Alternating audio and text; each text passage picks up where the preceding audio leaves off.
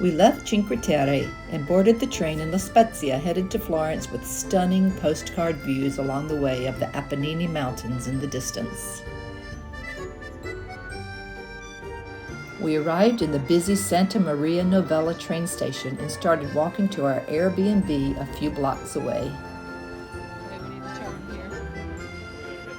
We finally made it and climbed 8 flights of stairs to our apartment. It was hot, but wow. The apartment was so cute and very roomy. I'll leave a link in the comments for you if you're interested in renting this place.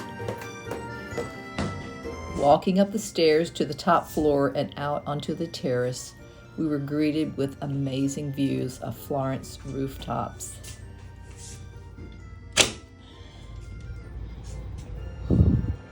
Wow, now this is cool. Look how close we are to the Duomo. The view of the Duomo was amazing, and this place has a great central location. I really cannot recommend this place enough.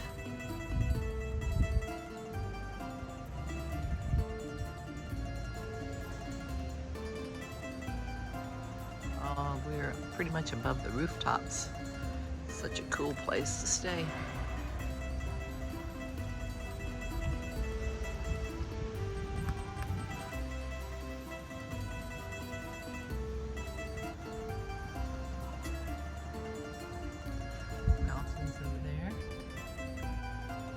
After resting a bit, we unpacked our bags and headed out in search of the Duomo.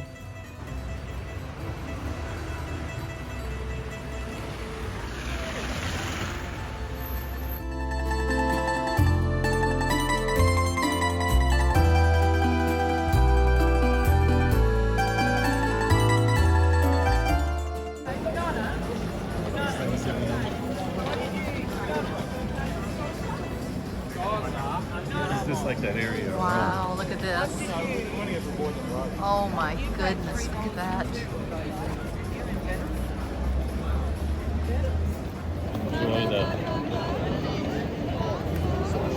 The Duomo and the cathedral is so amazing. I can't stop looking at it. It's unbelievable. It was definitely crowded, as you can see, and it was very humid and sticky, but it was really one of the highlights of this trip for sure. The beauty of these buildings is incredible.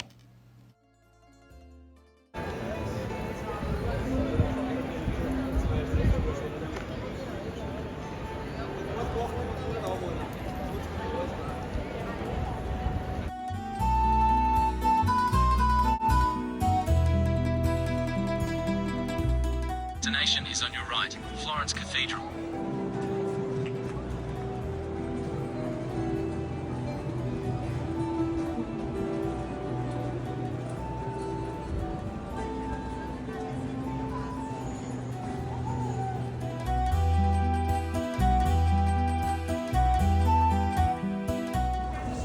We left and made our way to the famous perfumery, the Officina Profumo Farmaceutica di Santa Maria Novella, with roots back to 1221, renowned from its beginnings for the formulation of perfumes and remedies.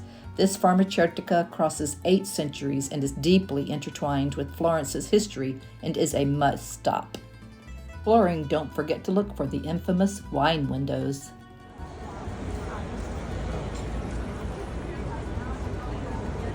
From there, we continued our exploring.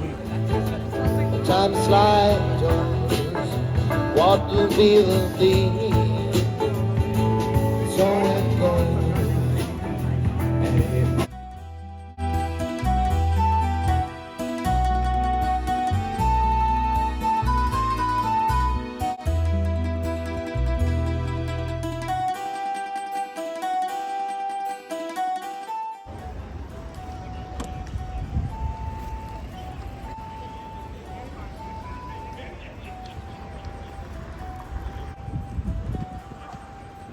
We were getting hungry, so we chose an outdoor cafe with seating, one of the many you can choose from in Florence.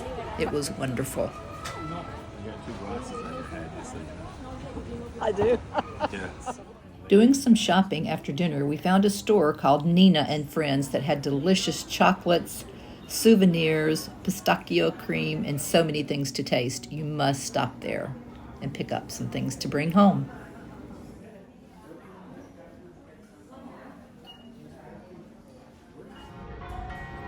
The next morning we woke to the bells of Florence, then dressed and headed out in search of the Uffizi Gallery on the corner of Piazza Signora. It was already very busy. It was already getting close to lunch, so we stopped along the way and picked up some sandwiches from a shop, and they were delicious and the biggest I've ever seen. Check out the size of this sandwich. Oh my word. These are huge. We ate our sandwiches in the piazza, people watched, and checked out the various statues. Unfortunately, we did not purchase tickets to the gallery. I wish we had, but we had a reserved time and tickets at Gallery Accademia to see the David, so we just ate our lunch and then headed over to the gallery, which was only a 5 to 10 minute walk away.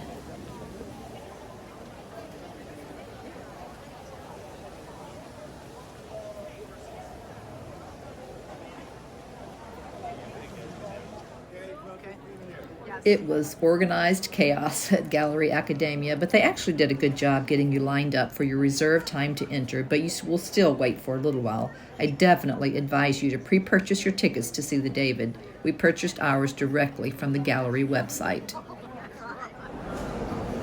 Oh, here it is in here.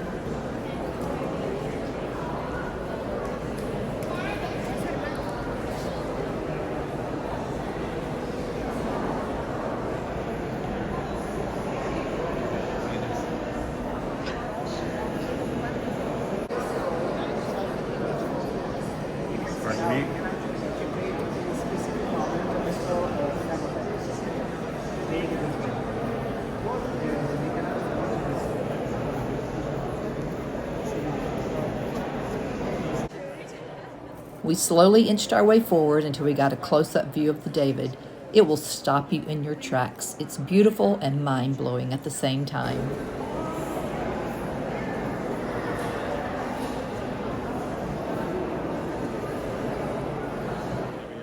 The gallery houses not only Michelangelo's David, but displays a vast collection of pictorial masterpieces, sculptures, and musical instruments. Some of the sculptures, as you can see, will take you back to another place and time, so realistic and magical. This one sculpture, a young maiden, touched me so much. She was captivatingly beautiful. The sculptures of the mother and children and their animals transcends you back to another time. The pictorial masterpieces are overwhelming and intricate.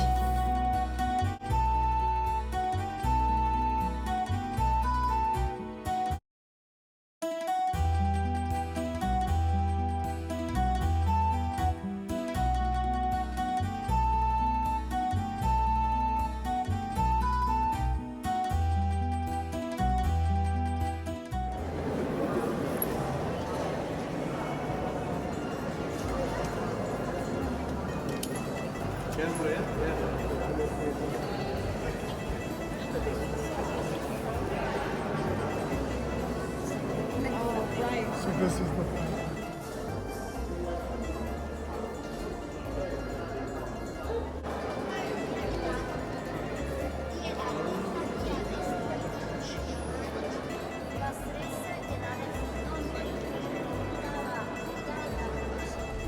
Finally left and headed towards Ponte Vecchio. I had to record this row of motorcycles for our son.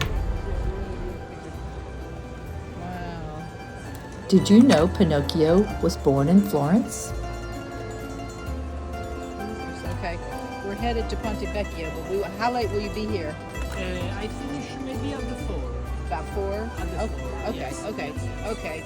Grazie. The Florentine writer Carlo Collodi published the first episode of The Adventures of Pinocchio on July 7, 1881. We found a street artist creating the cutest souvenirs, so of course we had to buy some. A quick tip for you, do not buy the large mounded gelato like this. Only buy the artisanal gelato made fresh.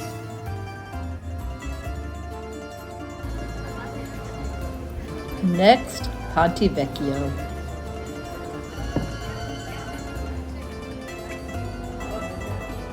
Yeah, I want to get pictures of it. Yep, this is it. Ponte Vecchio. Ponte Vecchio means Old Bridge. It's a medieval stone-closed spandrel segmental arch bridge over the Arno River. That's cool.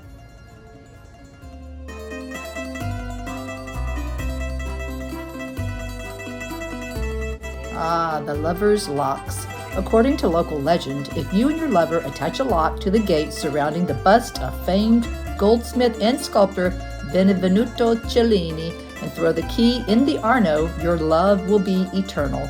Today it's very illegal and you'll receive a hefty fine if caught. You'll have to find eternal love somewhere else.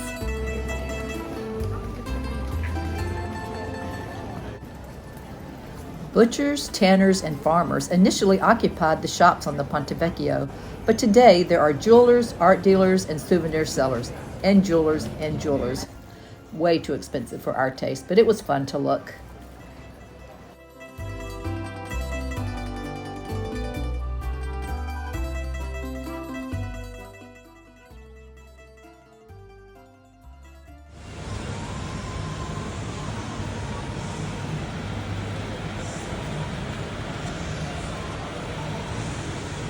Here you go, Memphis.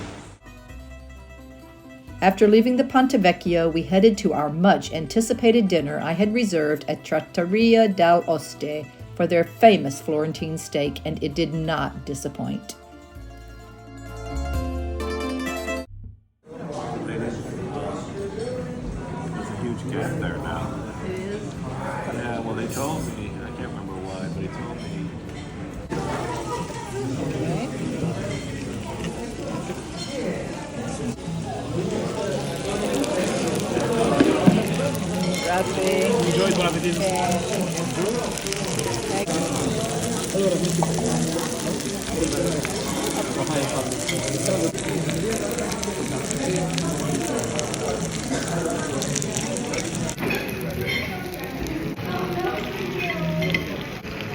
Wow. If you're in Florence, reserve a dinner here. It was delicious.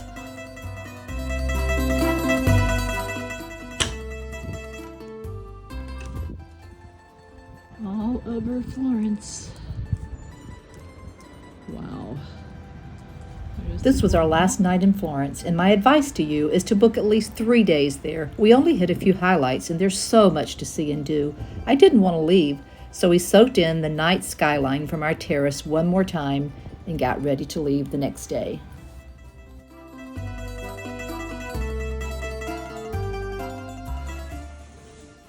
Philip was having some major ankle issues while we were in Florence, so carrying luggage down 8 flights of stairs was tough for both of us.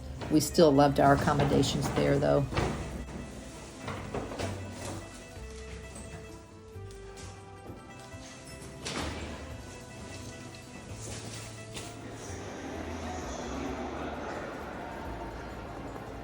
We walked the few blocks back to Santa Maria Novella train station with all the other thousands of people and boarded the train to Siena.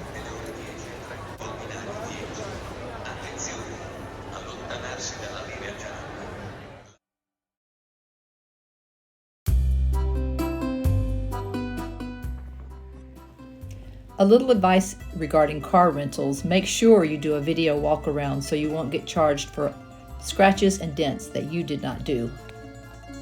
That car was like on my tail the whole time. Constantly. Philip is driving in Europe. Here we are. We're on the kilometers. We headed through the Tuscan hills to our Airbnb accommodations in Merlot, Tuscany. We stayed in a 900-year-old olive farm, and it was fabulous.